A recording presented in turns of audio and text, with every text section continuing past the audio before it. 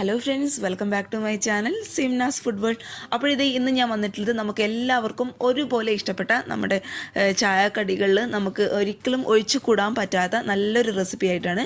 തമ്പനയിലും അതുപോലെ വീഡിയോയൊക്കെ സ്റ്റാർട്ട് ചെയ്തപ്പോൾ തന്നെ എല്ലാവർക്കും മനസ്സിലായെന്ന് വിചാരിക്കുന്നു.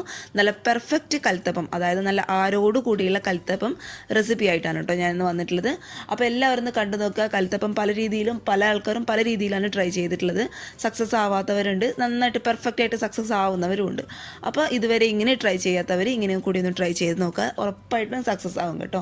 അപ്പോൾ നമുക്ക് പെട്ടെന്ന് തന്നെ ഈ പെർഫെക്റ്റ് ആയിട്ടുള്ള കൽത്തപ്പം എങ്ങനെ റെഡിയാക്കും നോക്കാം. അപ്പോൾ പെർഫെക്റ്റ് ആയിട്ടുള്ള ഈ ഒരു കലത്തപ്പം റെഡിയാക്കാനായിട്ട് ഇതേ ഞാനിപ്പോൾ ഇവിടെ എടുത്തിട്ടുള്ളത് 250 ml കപ്പിൽ 1/4 കപ്പോളം പച്ചരിയാണ്.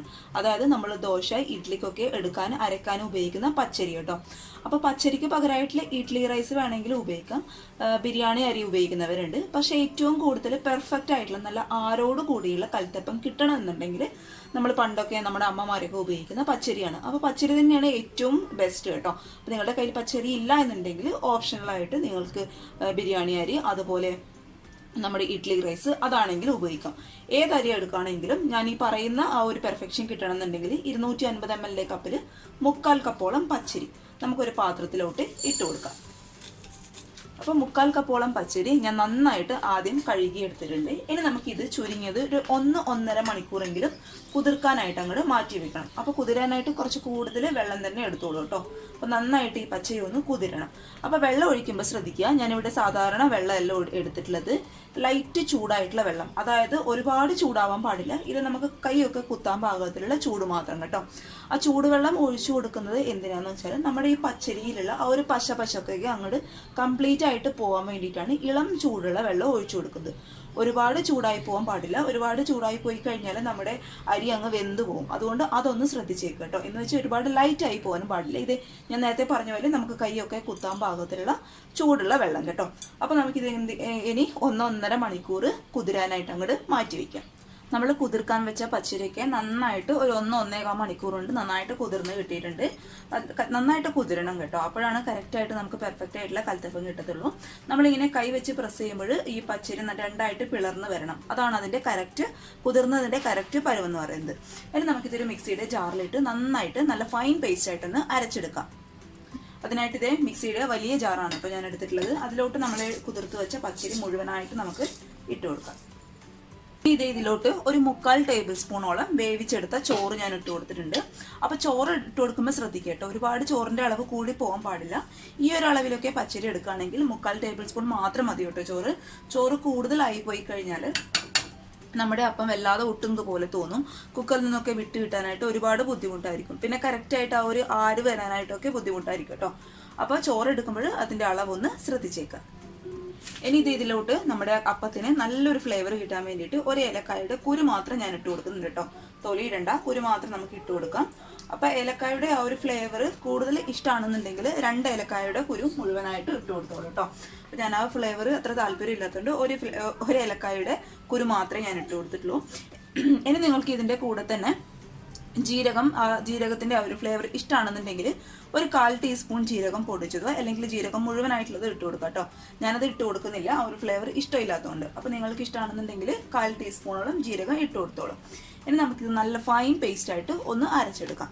അപ്പം വെള്ളം ചേർക്കുമ്പോൾ ശ്രദ്ധിക്കുക, ഒരുപാട് വെള്ളമായി പോകണ്ട. കാരണം നമ്മൾ ശർക്കരയൊക്കെ ഉരുക്കിയിട്ടാണ് കൽത്തപ്പം റെഡിയാക്കി എടുക്കാനായിട്ട് പോകുന്നത്. അതുകൊണ്ട് ആവശ്യത്തിന് മാത്രം വെള്ളം ഒഴിച്ച് നന്നായിട്ട് നല്ല ഫൈൻ പേസ്റ്റായിട്ട് നമുക്ക് ഈ പച്ചരി ഒന്ന് അരച്ചെടുക്കണം. ഏകദേശം ഒരു 1/4 കപ്പോളം വെള്ളം ചേർത്ത് കൊടുത്താൽ മതിയാവും കേട്ടോ. അപ്പം നമുക്ക് ആദ്യം തന്നെ ഇത് നന്നായിട്ടൊന്ന് അരച്ചെടുക്കാം. ഇതേ പച്ചരി ഞാൻ നന്നായിട്ട് നല്ല ഫൈൻ പേസ്റ്റായിട്ട് അരച്ചെടുത്തിട്ടുണ്ട്. ഒരു തരികൾ പോലും ഉണ്ടാവാൻ പാടില്ല കേട്ടോ. നന്നായിട്ട് നല്ല ഫൈൻ പേസ്റ്റായിട്ട് അരച്ചെടുക്കണം. ഇനി ഇത് നമുക്ക് അങ്ങോട്ട് മാറ്റി വയ്ക്കാം. ഇനി നമുക്ക് ഈ കൽത്തപ്പത്തിന് ആവശ്യമായിട്ടുള്ള ശർക്കര ഒന്ന് ഉരുക്കിയെടുക്കണം. അതിനായിട്ട് ഇതേ ഞാനിപ്പോൾ ഇവിടെ എടുത്തിട്ടുള്ളത് 150 ഗ്രാമോളം ശർക്കരയാണ് കേട്ടോ. എൻ്റെ ഇപ്പോൾ ഉണ്ട ശർക്കരയാണ്. അത് ജസ്റ്റ് ഒന്ന് ചീകി ഇട്ടിട്ടാണ് ഞാൻ ഇതിലോട്ട് ചേർത്ത് കൊടുക്കാനായിട്ട് പോകുന്നത്. അപ്പോൾ നിങ്ങളുടെ കയ്യിൽ ക്യൂബായിട്ടുള്ള ശർക്കരയാണ് ഉള്ളത് എന്നുണ്ടെങ്കിൽ 1.5 ക്യൂബോളം ശർക്കര എടുത്താൽ മതി. അത് കറക്റ്റ് 150 ഗ്രാം ശർക്കരയാണ് കേട്ടോ. അപ്പോൾ ശർക്കര എടുക്കുമ്പോൾ ശ്രദ്ധിക്കുക, ഏറ്റവും കൂടുതൽ നല്ലത് ഇതിങ്ങനെ ഡാർക്ക് കളറുള്ള ശർക്കരയാണ് കേട്ടോ. അത് നമ്മുടെ അപ്പത്തിന് നല്ലൊരു കളർ കൊടുക്കും. ഇത് ഈ ശർക്കര പാനിക്ക് ആവശ്യമായിട്ടുള്ള വെള്ളം നമുക്ക് ഒഴിച്ചു കൊടുക്കാം. അത് ഏകദേശം ഒരു 1/4 കപ്പ് വെള്ളം അത്ര മാത്രം മതിയാവും. ഒരുപാട് വെള്ളം ആയിപ്പോയി കഴിഞ്ഞാൽ നമുക്ക് പിന്നെ ഒന്നും ചെയ്യാൻ പറ്റാത്ത സ്ഥിതിയിലാകും കേട്ടോ. അതുകൊണ്ട് ഒരു 1/4 കപ്പ് വെള്ളം ഒഴിച്ച് നന്നായിട്ട് ഈ ശർക്കര ഈ വെള്ളത്തിൽ കിടന്ന് ഉരുകണം. അപ്പോൾ 150 ഗ്രാം ശർക്കര എന്നുള്ളത് ഈ 1/4 കപ്പ് പച്ചരിക്ക് കണക്കായിട്ടുള്ള മധുരമാണ് കേട്ടോ. ഒരുപാട് കൂടുതലും അല്ല, എന്നാൽ തീരെ അങ്ങോട്ട് കുറവുമല്ല. അപ്പോൾ നിങ്ങൾക്ക് കൂടുതൽ ശർക്കര വേണമെന്നുണ്ടെങ്കിൽ ഒരു 150-200 ഗ്രാമോളം ശർക്കര എടുത്തോളൂ കേട്ടോ. പക്ഷെ ഒരുപാട് മധുരം ആയിക്കഴിഞ്ഞാൽ അപ്പം നമ്മൾ കഴിക്കുമ്പോൾ പെട്ടെന്ന് അങ്ങൊരു മടുപ്പ് വരും കേട്ടോ. അപ്പോൾ അത് നിങ്ങളുടെ ഇഷ്ടത്തിനനുസരിച്ച് ചെയ്യുക. കൂടുതൽ മധുരം വേണമെന്നുണ്ടെങ്കിൽ കൂടുതൽ ശർക്കര എടുത്തോളൂ. അപ്പോൾ ഇതെല്ലാം കൂടി നമുക്ക് നന്നായിട്ടൊന്ന് മിക്സ് ചെയ്ത് കൊടുക്കാം. അടിയിൽ പിടിക്കാതെ നോക്കുക.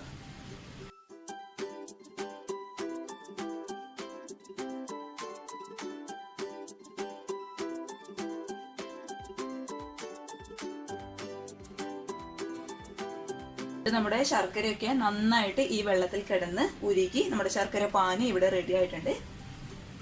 ശർക്കര പാനി ചൂടോടുകൂടി തന്നെ നമ്മൾ നേരത്തെ മിക്സിയിൽ അരച്ചെടുത്ത ആ ഒരു പച്ചരിയുടെ മിക്സിയിലോട്ട് ഒഴിച്ചു കൊടുക്കാം കേട്ടോ.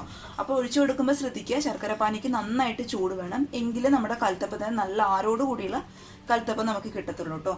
മാത്രമല്ല ഒഴിക്കുന്ന വശം തന്നെ നന്നായിട്ട് ഇളക്കി കൊടുക്കുകയും ചെയ്യുക, അല്ലെങ്കിൽ അവിടെ കട്ട പിടിച്ചിരിക്കും. അതുകൊണ്ട് അതൊന്ന് ശ്രദ്ധിച്ചേക്കുക കേട്ടോ.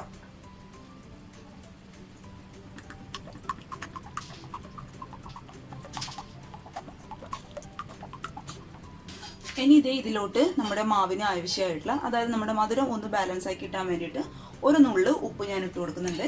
പിന്നെ നമ്മുടെ അപ്പം നന്നായിട്ട് സോഫ്റ്റ് ആയിട്ട് വരാൻ വേണ്ടിയിട്ട് ഒരു 1/4 ടീസ്പൂൺ ഇല്ല കേട്ടോ, അതിലും കുറവ് ബേക്കിംഗ് സോഡ നമുക്ക് ഇതിലോട്ട് ഇട്ട് കൊടുക്കാം. ഈ ബേക്കിംഗ് സോഡ ഇട്ട് കൊടുക്കുമ്പോഴാണ് നമ്മുടെ അപ്പം നന്നായിട്ട് സോഫ്റ്റ് ആയിട്ട് വരും. അതുപോലെ നന്നായിട്ട് ആരോട് കൂടിയുള്ള കൽത്തപ്പം നമുക്ക് കിട്ടും കേട്ടോ. അപ്പോൾ ബേക്കിംഗ് സോഡ എന്തായാലും ചേർത്ത് കൊടുക്കാനായിട്ട് നോക്കാം. ഇനി ഇതെല്ലാം കൂടി നമുക്ക് നന്നായിട്ടൊന്ന് മിക്സ് ചെയ്ത് കൊടുക്കാം. അപ്പം മാവിൻ്റെ പരുവെന്ന് പറയുന്നത് ഇതാണ്. വെള്ളം പോലെ ആവണം, ഒരിക്കലും കട്ടി ഉണ്ടാവാൻ പാടില്ല. കട്ടി ഉണ്ടായി കഴിഞ്ഞാൽ നമ്മുടെ കൽത്തപ്പം റെഡി ആയിട്ട് വരത്തില്ല കേട്ടോ. അപ്പം ഈ ഒരു ലൂസിലായിരിക്കണം നമുക്ക് മാവ് റെഡിയാക്കി എടുക്കേണ്ടത്. നമ്മളിങ്ങനെ സ്പൂണ് വെച്ചിട്ട് താഴോട്ട് ഇടുമ്പോൾ നമ്മൾ ഈ മാവ് ഇങ്ങനെ ഒഴിക്കുമ്പോൾ കറക്റ്റ് ആ ഒരു വെള്ളത്തിൻ്റെ സൗണ്ട് ഉണ്ടാവണം. നിങ്ങൾ കേൾക്കുന്നുണ്ടാവും എന്ന് വിചാരിക്കുന്നു. കണ്ടോ, കറക്റ്റ് ആ ഒരു വെള്ളത്തിൻ്റെ സൗണ്ട് വരണം. അതാണ് മാവിൻ്റെ കറക്റ്റ് പരുവെന്ന് പറയുന്നത്.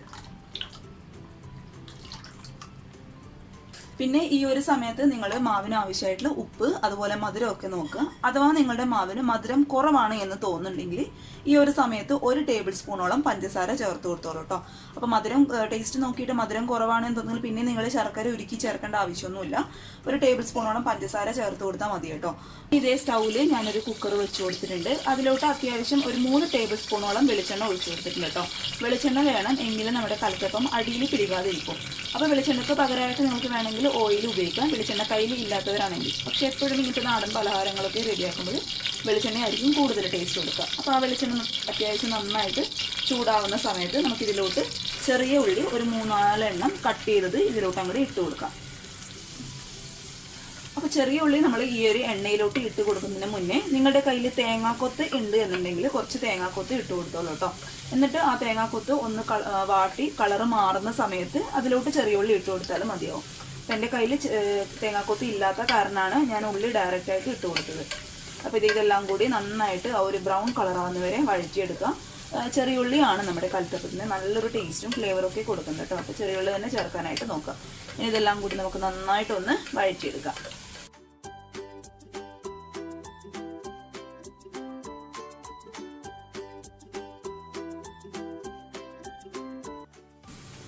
ഉള്ളി ഇത് അത്യാവശ്യം ഒന്ന് കളറ് മാറി വരുന്ന സമയത്ത് നമുക്ക് ഇതിൽ നിന്ന് പകുതി ഉള്ളി മറ്റൊരു പ്ലേറ്റിലോട്ട് അങ്ങോട്ട് മാറ്റി കൊടുക്കാം കേട്ടോ.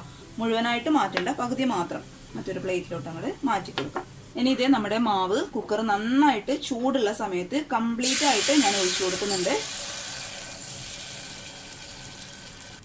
ഇനി ഇതിൻ്റെ മുകളിലോട്ടായിട്ട് നമ്മൾ നേരത്തെ മാറ്റി വെച്ച ഉള്ളി കുറച്ചായിട്ട് ഇട്ട് കൊടുക്കുക. കംപ്ലീറ്റ് ആയിട്ട് നമ്മൾ എടുത്തു വെച്ച ഉള്ളി മുഴുവനായിട്ട് ഇട്ട് കൊടുക്കുന്നുണ്ട്. ഇനി ഇതേ കുക്കറിൻ്റെ മൂടിയിടുമ്പോൾ ശ്രദ്ധിക്കുക, വാഷർ ഞാൻ ഇട്ടിട്ടുണ്ട്. അതേസമയം കുക്കറിൻ്റെ വെയിറ്റ് വിസിലില്ല കേട്ടോ.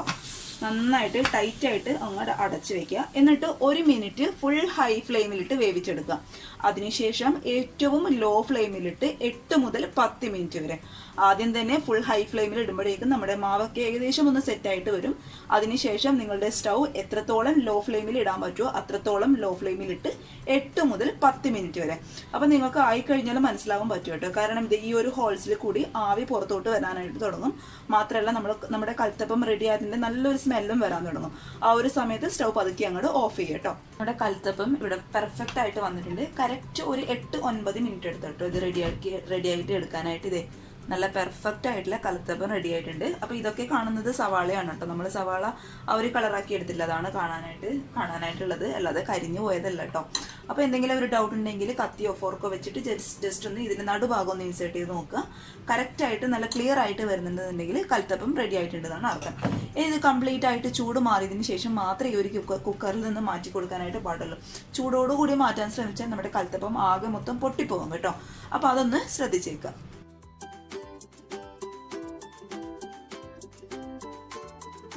ചൂടൊക്കെ കംപ്ലീറ്റ് ആയിട്ട് മാറിയതിന് ശേഷം മാത്രം കട്ട് ചെയ്യുക. അപ്പോഴാണ് നല്ല കറക്റ്റ് ആയിട്ടുള്ള ആ ഒരു ആരൊക്കെ എടുത്ത് നിന്ന ആ ഒരു കലത്തപ്പം നമുക്ക് കിട്ടത്തുള്ളൂ.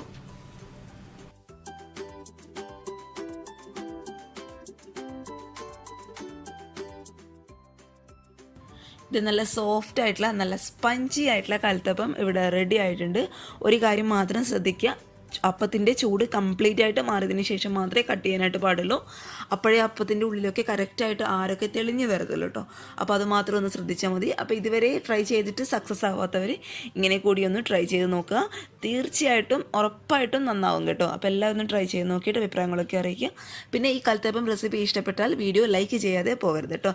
പിന്നെ ചാനലിൻ്റെ വീഡിയോസൊക്കെ ആദ്യമായിട്ട് ആരെങ്കിലും കാണുകയാണെങ്കിൽ സബ്സ്ക്രൈബ് ചെയ്യുക. അപ്പോൾ നാളെ ഒരു നല്ല വീഡിയോ ആയിട്ട് കാണും വരെ thank you for watching Sinna's food world. By.